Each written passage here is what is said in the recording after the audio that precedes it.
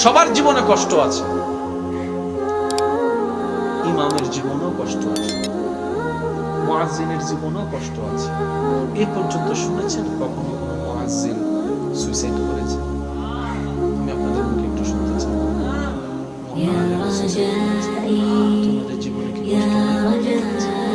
ওই যে কিছুটা সম্পর্ক কোরআন হাদিসের সাথে ছিল, ওইটার কারণে রব্বে কারীম অন্তরে একটা নিয়ামত দান।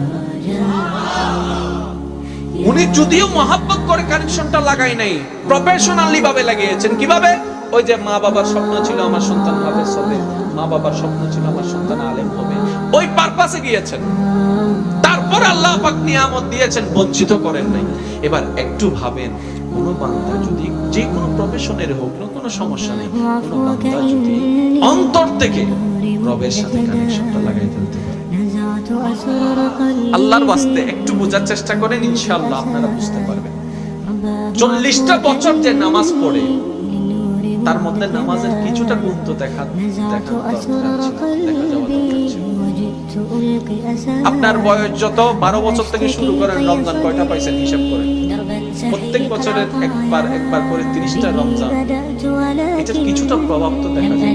আচ্ছা সব বাদ দেন, একদম সব বাদ দেন, এটার বাস্তব প্রমাণ দেখেন।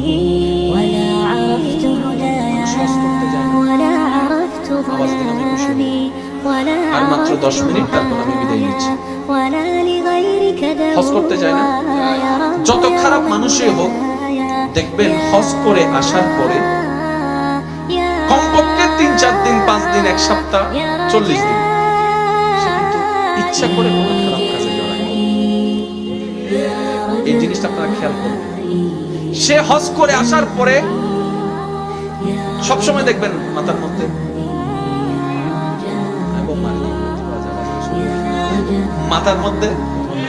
শরীরের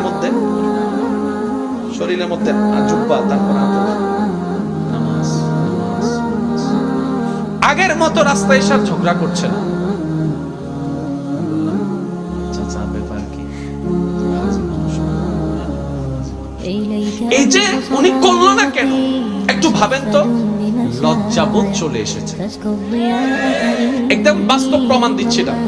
লজ্জাবোধ চলে আসার কারণে ওনার মাইন্ডে বসা, আমি তো হজ করে আসলাম, হজ করে এসে যদি আমি ঝগড়া করি, এটা আমাকে মানায় না। হজ করে এসে যদি মানুষের জায়গা দখল করি, এটা তো আমাকে মানুষে হচ্ছে না। আচ্ছা করবার কিছু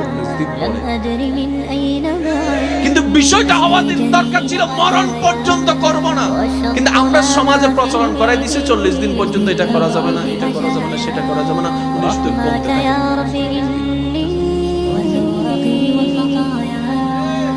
তাহলে দেখেন হজের একটা প্রভাব পড়ছে কি পড়েনি? আমি সবার মুখে শুনতে চাই হজের